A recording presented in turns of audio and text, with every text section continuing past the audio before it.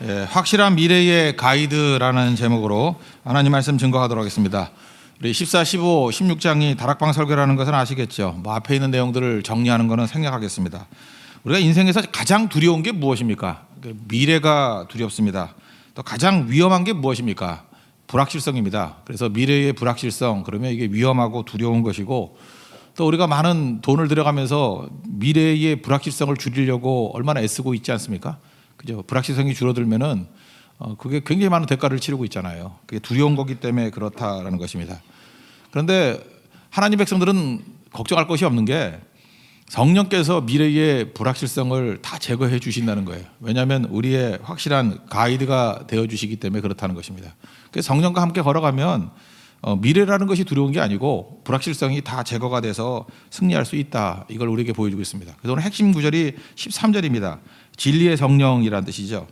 진리의 성령이 오시면 그가 너희를 모든 진리 가운데로 인도하시리니. 그러니까 진리 그러면 무조건 빛을 얘기하라 그랬죠. 진리의 빛.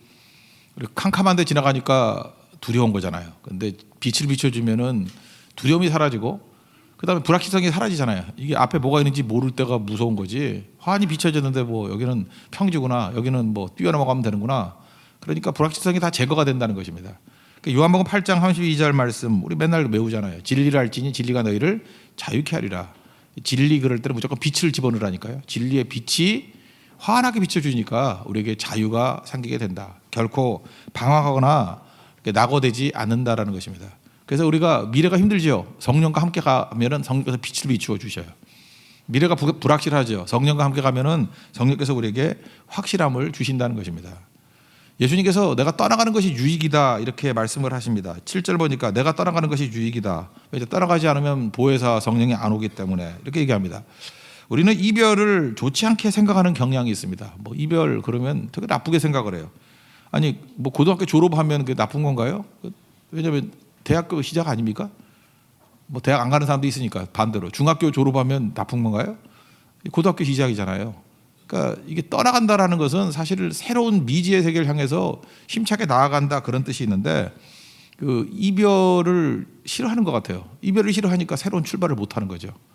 그죠? 이별이라는 것은 또 다른 말로 하면 새로운 출발이거든요. 예수님이 떠나간다.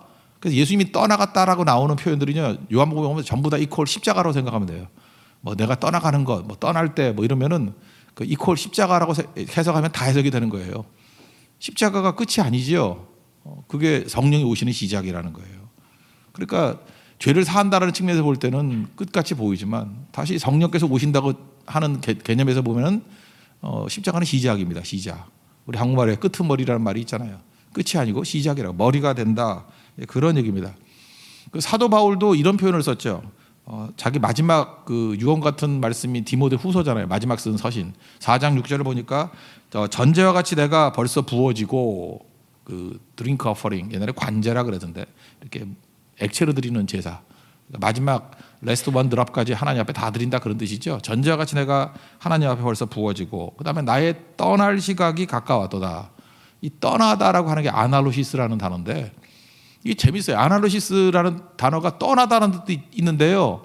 그 떠나다가 뭐냐면 디파르처예요. 디파르처. 우리 그 비행기 탈 때 출발하는 비행기 있잖아요. 그 게이트 디파르처. 그럼 그게 끝이에요? 그게 터미네이터예요. 거기가 터미네이션의 끝이에요. 거기서 타면 이제 비행기 추락해서 죽어요, 우리? 너무 이상한 무슨 소리인지 모르겠어요. 디파르처 그럼 뭐예요? 이게 끝이 아니라 그거 타고 어디 가는 거죠. 시작이죠. 그거 타고 대만을 간다면 대만 선교 시작이죠. 비행기 탈 때부터. 그러니까 떠난다라는 것은 끝이 아니고 시작이다. 그런 뜻이 있다라는 것입니다. 그래서 예수님께서는 14장에 내가 떠나간다 그럴 때 뭐라고 해석했어요? 가서 거처를 예비한다. 그러니까 시작한다는 거죠. 천국 가서 준비를 시작한다. 그게 떠난다라는 의미라는 것입니다. 그래서 결코 우리 예수 믿는 사람들은 죽음을 두려워하지 않습니다. 왜냐하면 죽음은 끝이 아니고 시작이거든요. 새로운 시작. 아이들이 엄마 그 뱃속에 있다가 자궁에 있다가 나올 때 뭘 느끼겠어요? 애들의 세계는 뭐죠? 엄마 자궁이 다 알 거 아니에요. 야, 이놈의 세상이 이게 되게 크구나 그럴 거 아니에요. 되게 좋구나. 그냥 가만히 있어도 먹을 거 다 들어오고 여기는 뭐 이렇게 뭐 그 안에 물도 있잖아요. 그죠? 아주 기분 좋게 쿠션도 있고 좋구나. 근데 갑자기 그 물이 쫙 빠져나가면서 뭐 여자는 아니지만 뭐 들은 얘기가 그다음에 어디서 뭐 시커먼 터널 같은데 나오더니 쑥 들어갈 거 아니에요. 그때 느낄 때 애들이 뭘 느끼겠어요? 왜 태어나자마자 울까요? 내가 볼 때 죽었다고 생각해서 울까요? 죽었어. 그런데 사실은 탄생이죠. 그죠? 우리가 죽어도 그럴 거라고요.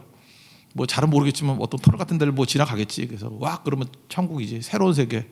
지금 엄마 자궁이 상상도 못하는 세계가 기다리고 있잖아요. 이 세상이 상상도 못하는 세계가 또 기다리고 있다고. 그거보다 뭐 몇 배가 크다고 말을 엄마 자궁하고 세상하고 비교할 수 없잖아요. 이게 몇 배가 큰 거예요. 차원이 다른 거지 차원이. 그 천국이라는 영적 세계도 마찬가지 아니겠습니까? 우리가 이 땅이라고 생각하는 요 생각하고는 차원이 다른 거예요. 차원이. 그런 세계가 또 기다리고 있는 거겠죠. 그러니까 시작이라고요. 그러니까 죽음을 두려워하지 마십시오. 죽음이 시작이라니까요. 예수님 믿은 사람은 죽음이 두렵지 않아요. 믿지 않는 사람은 영벌이 있지만 우리에겐 천국과 함께 주님과 영생이 기다리고 있는 거라고요. 예수 믿어야죠. 그거보다 중요한 게 어디 있겠어요. 그죠? 만약에 자궁 안에 있는 아이에게 최고의 복이라 그러면은 건강하게 나가서 새롭게 탄생하는 게 그 복 아니겠어요? 만약 거기서 뭐 사산이 된다거나 뭐 이러면 그게 제일 나쁜 거겠죠. 하나님 앞에서 우리 여러분들 그 떠난다라는 것은 십자가고 십자가는 시작이라는 것입니다. 성령이 오시는 것들의 시작. 그래서 성령이 오시면은 성령이 우리를 미래의 길로 가이드를 해주는데 가이드 해주는 것 중에 이제 몇 가지가 있어요. 성령은 그래서 해석의 영이에요. 빛의 영이고 해석의 영이에요. 특별히 첫 번째는 뭘 얘기를 하냐면은 우리는 환경 때문에 막 흔들리잖아요. 환경 때문에 흔들리지 않냐고 예수님 바라보게 만드는 것 이게 성령이 하시는 일이에요. 우리가 성령이 없으면요 맨날 환경 때문에 풍랑 보고 뭐 죽겠다 그러고 광야에 가면은 이거 뭐 굶어 죽는 거 아니냐 염려 걱정 두려움. 그러니까 지금도 환경이 막 움직이는 사람이 있죠. 그 성령 못 받아서 그래요. 성령께서 가이드해 주시면 환경 이게 험난한 거지만 환경이 아니고 예수님 바라보면 돼. 다 뜻이 있는 거야. 그래서 해석의 영이 임하게 된다고요. 오늘 2절 보니까 사람들이 출교시킨대요. 옛날엔 출교라 그러면 죽는 거나 마찬가지죠. 보호막에서 다 뭐 거두어 버리는 거고. 뭐 죽는 거 아닙니까? 그러니까 얼마나 우리를 죽이려고 하겠어요. 핍박하겠어요. 왕따 시키겠어요. 그런데 그때마다 4절 보니까 뭐예요? 이것을 미리 말하는 이유가 뭐냐면 늘 기억나게 하려고. 성령께서는 이렇게 환경이 어려운 것 때문에 흔들흔들하지 않도록 예수님만 바라보도록 만드는 능력이 있다는 것입니다. 그래서 여러분 어떤 사람 보면은 환경이 되게 어려운데 초연해요. 환경 안 쳐다보고 예수님만 바라봐요. 그래서 능히 이겨냅니다. 그때마다 느끼는 게 뭐죠? 그 사람 성령의 사람이에요. 성령께서 그렇게 믿음을 주시니까 그렇게 해석을 하는 거라고. 그래서 궁상 떨지 않습니다. 흔들리지 않습니다. 그래서 성령을 해석의 영 또는 기억의 영 그래요. 그래서 어려운 환경 속에서도 그걸 하나님 앞에서 잘 해석하게 만드는 거예요. 기억하게 만드는 거예요. 그래서 여러분들 환경 때문에 흔들리지 않는 하나님의 거룩한 종 되기를 바랍니다. 그다음 또 한 가지는 뭐냐면 두 번째는 항상 기본 핵심을 깨우쳐 주신다는 것입니다. 우리 신앙의 기본 핵심이 세 가지라고 얘기하고 있는데 하나는 죄, 의, 심판. 그래서 죄에 대해서, 의에 대해서, 심판에 대해서 책망하신다 그랬는데 8절 보십시오. 그가 와서 죄에 대하여, 의에 대하여, 심판에 대하여 세상을 책망하신다. 이 책망이라는 단어는요, 뭐 잘못을 지적하고 꾸짖었다 그런 뜻이 아니고요. 이 뜻을 이렇게 해석을 했네요. 진실을 알 때까지 마음을 두드린다 이런 뜻이래요. 책망이. 그러니까 진실을 알 때까지 마음을 두드린다. 다시 말해서 우리 마음을 여신다는 거예요. 여시는 거. 그게 책망이에요. 그래서 예수님의 영인 성령께서 오시면 우리에게 죄에 대해서 마음을 열어서 깨닫게 하시고 의에 대해서 마음을 열어서 깨닫게 하시고 심판에 대해서 마음을 열어서 깨닫게 하신다는 거예요. 그것도 해석까지 해놨네요. 그러니까 죄에 대해서라는 게 뭐냐? 우리는 죄를 인정 안 해요. 그래서 내가 죄인이라 그러면 내가 뭔 죄를 졌다고 그래. 그리고 무슨 너 죄인이다 그러면 그때부터 온갖 걸 동원해서 뭐 하는 일이 뭐냐? 합리화시켜요. 이러이러하기 때문에 할 수 없이 그럴 수밖에 없었어. 이렇게 핑계대고 합리화시키고. 근데 성령께서는 어떻게 이끄시냐면 죄 그러면 내가 죄인입니다. 나를 불쌍히 여겨 주십시오. 잘 보세요. 하나님 앞에 쓰임 받은 사람 다 그러지 않았어요? 성령께서 죄를 확 보여주시니까 인정하잖아요. 난 죄인입니다. 베드로도 그랬고 이사야도 그랬고 나를 불쌍히 여겨 주십시오. 그럼 해결된다는 거예요. 내가 죄인이라는 걸 인정하는 거. 근데 이게 길길이 뛰는 사람들이 있죠. 내가 무슨 죄가 있냐고. 그래서 성령이 임하시면요. 여러분 초신자들 보면 이상하죠. 저 사람 뭔 죄를 저렇게 많이 졌길래 맨날 저렇게 눈물을 흘리면서 회개하나. 죄를 막 보여주시는 거예요. 내가 죄인임을 깨닫게 해주시는 거예요. 그래서 회개는 성령이 임한 자가 회개하는 거예요. 회개에서 성령이 임하는 게 아니고 그죠? 성령께서 보여주시니까 회개하게 돼 있다는 거예요. 죄에 대해서 철저히 인정하고 그리스도의 십자가를 붙들게 돼 있다라는 것입니다. 그러면 죄가 뭐냐 하면은 뒤에 보세요. 죄에 대하여라 하면 9절에 나를 믿지 아니함이다. 믿지 않는 게 죄다 이런 거죠. 그러니까 우리 죄가 무슨 뭐 잘못하고 뭐 범죄하고 뭐 이런 게 죄인지 아는데 그게 아니고요. 그 예수님께서 나의 죄를 씻기 위해서 십자가에 죽으셨잖아요. 그 예수님 믿지 않는 게 죄죠. 제가 어제 뭐 기사 하나 보니까 그런 게 있대. 어떤 어머니가 손이 다치셨는데 자녀들이 여럿이 있었는가 봐. 걔네들 온다고 음식을 잔뜩 준비해 놨대. 이 손 다치신 분이 한 손 갖고 여기 이제 앞에 계신 집사님도 한 손 갖고 한 손 갖고 음식을 만들면 얼마나 힘들겠어요, 그죠? 이렇게 음식을 만들었는데 네 자녀 중에 한 명도 안 왔대. 그래서 그 슬픈 얘기예요, 그죠? 그래서 그때 느낀 게 뭐예요? 그놈들이 죄인이죠. 하다못해 보세요. 어머니가 이렇게 음식을 준비하는 거 사실은 뭐 예수님의 십자가에 비해서는 사소한 거죠. 그렇지만 우리가 그런 얘기만 들어도 마음이 좀 아프잖아요, 그죠? 이게 불편하신 어머니가 음식을 다 준비했는데 그걸 안 오냐? 그게 죄다 임마 그렇게 말하고 싶죠. 근데 그 정도가 아니잖아요. 우리를 지옥의 형벌에서 건져내기 위해서 유일한 구원의 길이 되기 위해서 예수님이 십자가에 달리셔서 죽으셨어요. 고통당하며 죽으셨어요. 피를 흘리셨어요. 근데 그게 나하고 상관없다 그래요. 그럼 예수님 뭐예요 그러면? 내가 죽었는데 너를 위해서 나하고 상관없대요. 그게 죄라고요. 그래서 기독교에서 말하는 죄는 뭐 가장 큰 죄라고 말하기보다 그냥 죄 자체예요. 그게 바로 뭐냐, 예수님 안 믿는 게 죄예요. 예수님 안 믿는 거. 예수님께서 우리 보호해 주신다 그랬는데 못 믿어. 이게 죄라고. 그러니까 성령께서는 죄를 깨닫게 만드시고 믿게 만드시는 거죠. 그죠? 그 죄 씻음을 받는 거. 그게 믿는 거예요, 믿는 거. 그다음에 의인데 의인은 뭐라 그랬어요? 여기서 그 10절 보세요. 내가 아버지께로 간다. 그래서 뭐 떠난다 이런 거 다 십자가라니까요. 그러니까 의인은 뭐냐면 자기 의를 얘기하잖아요. 내가 얼마나 공로가 있는지 알아? 내가 얼마나 구원받을 만한지 알아? 내가 얼마나 괜찮은 인간인지 알아? 이런 자기 의를 갖고 있는 사람이 예수님 떠나간다고 십자가라니까. 십자가 의를 붙드는 거예요. 나는 공로 없습니다. 그죠? 자기 의롭다, 자기 주장, 내가 옳다 이거 다 부인해 버리고 예수님이 십자가 붙드는 거예요. 예수님의 십자가의 보혈의 피로만 내가 씻음 받고 예수님 때문에 내가 의인 되었습니다. 그래서 성경에서 말하는 의인은 이것도 공식같이 외우세요. 의 이퀄 예수님이에요. 의 그러면 무조건 다 예수님이에요. 예수님. righteousness 그러면 예수님이에요. 디카이오스네 그러면 예수님이라고. 그러니까 예수님이 의예요. 그러니까 너 뭐 이렇게 잘났어 그러면 나는 잘난 게 없는데요. 예수님이 잘난 거예요. 예수님이 의예요. 그러니까 예수님 붙드는 거라고요. 그게 의라고요. 십자가 철저히 붙드는 거죠. 우리의 자랑은 오직 그의 십자가라고요. 십자가. 십자가만 자랑하고 십자가만 붙들 수밖에 없다라는 것입니다. 그래서 성령이 임하면요, 자기 자신의 선행이나 공로 의지하지 아니하고 언제나 거친 주의 십자가 붙들어요. 그리고 십자가 의임을 알아요. 그죠? 그래서 믿음으로 의를 얻는 거예요. 예수님을 믿는 거 그게 의라고. 이신칭의. 그죠? 예수님 믿는 게 의예요. 의. 그러니까 이런 기본적인 것을 누가 알려줘요? 성령이 알려줘요. 이게 안 믿어지거든요. 근데 성령이 오시면 죄를 깨닫게 만들고 믿지 않은 게 죄야. 그 의는 예수님만이 의야. 나는 의가 아니야. 그 성령이 임하는 거예요. 그리고 심판은 뭐냐 하면 우리 세상 사람들이 심판하는 줄 알잖아요. 세상 사람들이 이렇게 인정받고 뭐 세상 사람들이 박수치고 이런 거 되게 좋아하잖아요. 근데 최종 심판은 하나님께 있는 거야. 그거죠. 그래서 11절 보니까 심판에 대하여 하면 이 세상 임금이 심판을 받았습니다. 이 세상 임금이 최종 심판을 하는 자라고는 생각을 하는데 그 이 세상 심판 임금조차도 예수님 앞에서 심판받았다라는 거예요. 그러니까 최종 심판은 하나님께 있다는 거죠. 우리는 그냥 이 땅을 살아가면서 그냥 잠깐 사람들이 심판하는 줄 알아요. 사람들이. 그래서 사람들이 인정해주면 인정이 되는 걸 알고 박수 치면 박수가 되는 건지 알고 사람들이 훌륭하다면 훌륭하게 되는 줄 알고 우리 그런 말 듣기 원하죠. 이신양명. 너 성공했다. 사람들이 그런 말 하는 거 되게 좋아해요. 그죠? 니네 교회 부흥했다. 뭐 잘 된다. 뭐 이런 식으로 교회나 가정이나 다 사람들의 인정을 받으려고 그런다고. 그게 아니라는 거예요. 심판은 하나님이 마지막 심판한다는 거예요. 하나님이 나 도무지는 모른다 그럴 수도 있잖아요. 그러니까 갈라디아 1장 표현에 의하면 뭐예요? 내가 사람들을 기쁘게 하겠냐고. 내가 하나님을 기쁘게 하겠냐고. 하나님 기쁨이 돼야죠. 사람들 껍데기 보지만 하나님은 다 아시잖아요. 그죠? 그래서 예수를 제대로 믿으면 진실해지지 않는다는 것은 거짓말이죠.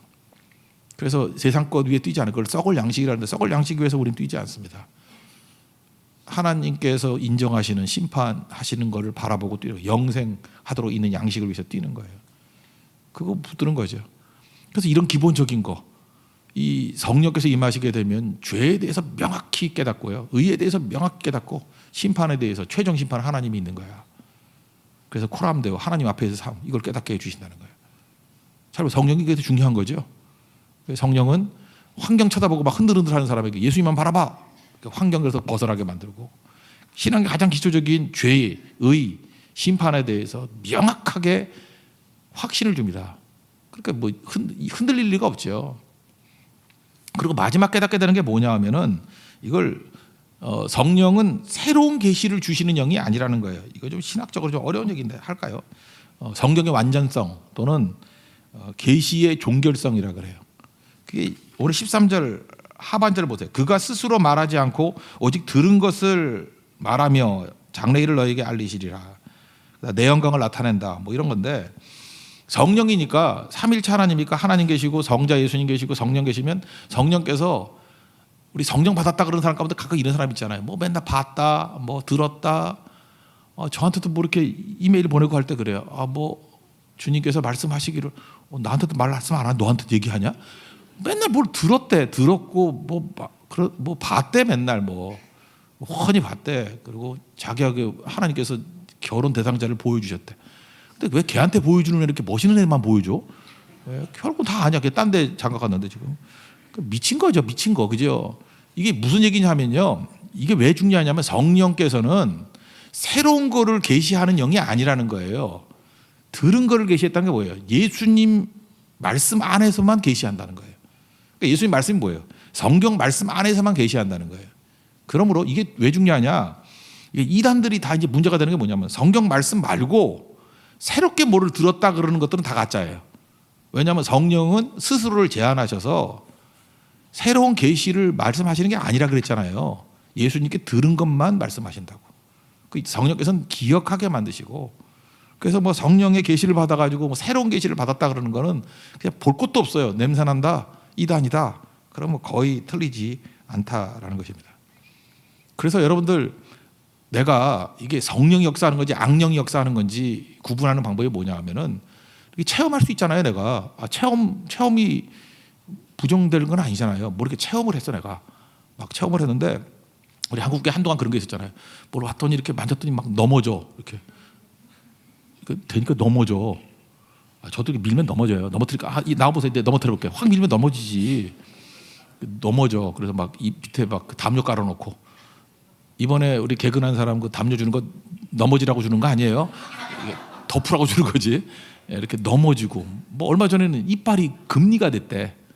진짜 금리가 됐대. 그 금리가 될 수도 있지요. 이빨 안 닦아보세요. 한 달 안 닦으면 금리가 다 돼요. 이렇게 금리가 되는데 하여튼 뭐 하는 미친 짓들인지 그죠? 금리가 되면 뭐 할 거야 그거. 금리가 됐다. 뭐 넘어진다. 뭐 이상한 거. 옛날에 뭐 그 홀리 레프트라 해서 웃는다 그랬어요. 웃는다. 그죠? 비냐드 운동할 때는 뭐 웃는다. 뭐 이런 이상한 얘기들이 막 나올 때 그 성경으로 돌아가 봐요. 성경에 그런 얘기가 있어요? 없지요. 그건 다 가짜예요, 그거. 그래서 우리가 그거를 비난하는 거예요. 그게 문제가 있다고 니네들 제정신이냐고. 혹시라도 그렇게 체험할 수 있어요. 그죠? 체험할 수 있을 때 이거 별로 중요한 거 아니야. 그죠? 이게 체험하기 중요한 거 아니고 그걸 메시지화 시키면 안 될 뿐만 아니라 그냥 개인적인 체험에서 그러다 마는 거예요. 그죠? 그러다 마는 거지. 뭐 그게 뭐 성령의 역사야? 뭐 그럴 수도 있는 거지. 개인적인 특이한 현상 중에 하나일 뿐이에요. 그건 아무것도 아니에요. 사실 기도 한번 하는 것보다 더 나은 것도 아니고 아무것도 아니라고. 근데 이걸 갖고 난리치면 안 된다는 게 여기서 보여요. 이렇게 제안해 주는 게 누구예요? 성령께서 제안해 주신다는 거예요. 그래서 성령 역사는 말씀에 제한 받는다는 거예요.